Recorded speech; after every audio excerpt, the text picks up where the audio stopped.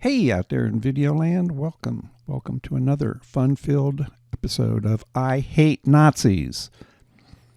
You know, it is really amazing to me that Nazis are out in such force these days, they don't try to hide anymore. One thing's for sure, they don't know history, and they also don't know the meaning of shame. But that not knowing shame thing, that's an integral part of just being a MAGA Nazi, isn't it? Never apologize. Never show empathy, never tell the truth when they got a lie sitting nearby you can just grab up. Never realize that they do not run this country. They're not yet anyway. It's up to us, isn't it? I want to make sure that they never, ever do. That's why I'm doing these things, make my small part. If you have a favorite Nazi that you want highlighted on this forum, drop me a line at thepodcast@gvbrights.com and I'll make it happen for you. I'd be happy to do that. Today we'll start with a very prominent visiting Nazi this time, Viktor Orban. Mr. Vic played a part in my life, oddly enough, and I know people who know him very well. You see, my wife ran the most wildly popular radio station in Hungary called Schlager Radio. She managed that station and several other European stations for an American company. It was one of only 2 licenses issued to foreign investors and not under the direct control of Mr. Vic. It had by far the most popular morning show called Boomerang with 2 of the nicest and most famous people in Hungary. I'm not going to mention their names here. Don't want to get anybody in trouble. Although everybody in Hungary knows who they are, I guess. Well, after 10 years, Mr. Vic decided that he wanted all foreign investment in any media ended. So he just took the stations, both of them, my wife's and another one, when the renewal came up, which is totally against Hungarian and EU law. Then, get this, and this is the honest-to-God truth, members of his Fidesz party started threatening to have my wife killed if she stood up to him. So after 10 wonderful years there, we came home. We raised our kids there. It was great. We moved there when they were 6 and 8.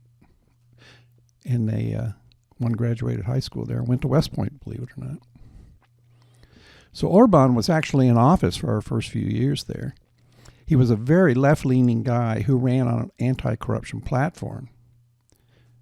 But he turned out to be so damn corrupt, he was voted out. Oh, power mad. 4 years later, he ran again after a guy named Peter Medvedev ran on a socialist platform.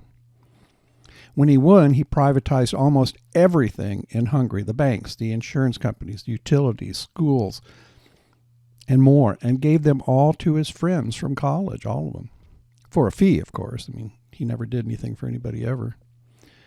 He then set about manipulating the Constitution to allow him to stay in power pretty much as long as he wants to. And there is nothing anyone can do about it. He owns the media and decides who runs in elections. He started to sow unrest in the countries that border Hungary, all 9 of them, believe it or not. There's 9 countries that bump up against Hungary, by saying this: I am not the prime minister of 7 million Hungarians, which is the population of Hungary. I am prime minister for 10 million Hungarians. Meaning, of course, those of Hungarian descent who live in those nearby neighboring countries.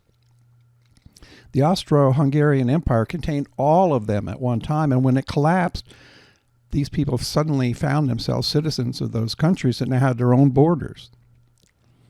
He was intimating very strongly that he would annex those parts of these other countries where the Hungarian diaspora was scattered, where they live now.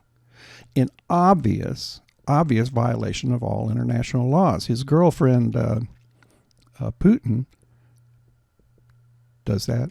I guess he thought he could do it too. And now, America's most prominent Nazi, the Orange one himself, is hosting this thieving, murdering bastard and calling him a great statesman because he only has to say, make it happen, and poof, it happens. The obvious lure of this kind of power is the stuff that will make little Donnie's mushroom stand at attention immediately. And while Orban is the darling of the whole MAGA Nazi crowd, there will be a movement towards his style of doing these things. You can already see it's everything Trump says. For instance, did you know that in Hungary, all Roma children are decreed by law, to be retarded, so the state won't have to educate them?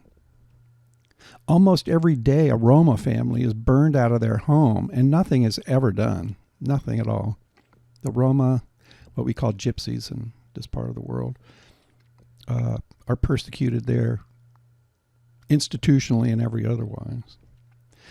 So I'm asking you this. Imagine who Orange Man would attack this way if he could. Imagine that. It's not very hard to do. Imagine this type of thing here. Not very hard at all, sadly.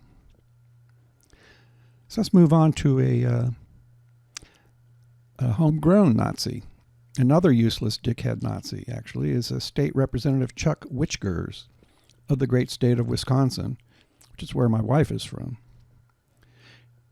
He rose in the legislature yesterday to say the following.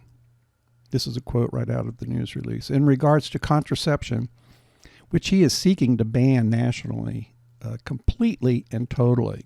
Quote, it opens up the door to marital infidelity, and it did, Wichgers said, referencing unknown religious leaders. Quote, the government might force contraceptives upon married couples, That's happened in other countries. So the government gets to have a role, to play supreme leader. Guy's nuts. Anyway, after being booed by some of the members in the state legislature there, Wichgers continued on, saying that contraception increases disrespect by men towards women who, quote, have to control the natural reproductive course of the body. Imagine that. But no abortions, of course. Women are far too stupid to make a decision like that. I think all those Nazis have the same thought. He goes on to mutter, spew, I guess is the best way to say it. Quote, nature has an intention. And when you have that act, when pregnancy naturally occurs, that's nature doing what nature does. The woman then has to counter nature by taking something that is highly systemic and highly invasive, according to the documents and the books that people that are, pro the pill stated in their books. He went on, that's a science. We would begin to see ourselves as the ultimate masters of the universe. So when nature does something it's supposed to do, and then we say, oh, let's not do that. We're talking not about getting a pimple if you eat Doritos and eat chocolate. No, Mr. Wichgers, we're talking about a Nazi ranting. And he is hardly alone in these sick and frankly perverted drives to keep women out of the workplace and in the kitchen cooking and having babies. You saw that Senator Britt from Alabama painting that perfect picture for the MAGA Nazis.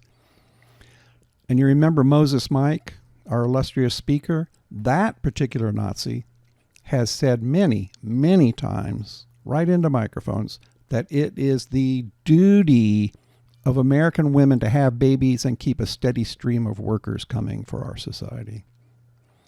So ladies, if you like a big strong man ordering you about, telling you how to think, how to dress, and how to act, you're going to just love the Nazis. But I have never personally ever met a woman like that, and I hope I never do. Our society is counting on strong, independent, and yes, fierce women to get out and vote so we can push this Nazi slime back under the rocks it oozed out from and make sure it stays there this time. Stays there. Okay, well, thanks for listening. I really appreciate y'all out there. I really do. Keep flying your flag of freedom, your own personal flag of freedom. And don't forget, vote blue no matter who. Hey, everybody. Thanks so much for joining me today. I hope you enjoyed the podcast or the Weekend Stupid. I just wanted to talk to you a minute about the kids in Malawi that I mentor and how you can help. Download any of my books for free to you on KU. Won't cost you a dime. And the royalties go to help these kids. We need to keep the mentoring services available at the library where I was working with them. It's in Kadzakaloa in central Malawi in Africa, East Africa. And they need your help. So please go to the website, www.gvbrights.com, or go to GoFundMe and look up the fundraiser. It's called Help Keep This Library Open. And send me $1. Not me, them, Or buy a book. I promise you're going to love it. You're going to get a good read and do a good deed, and that's not something you can do every day. And if you don't like it, just tell me and I'll come wash your car, okay?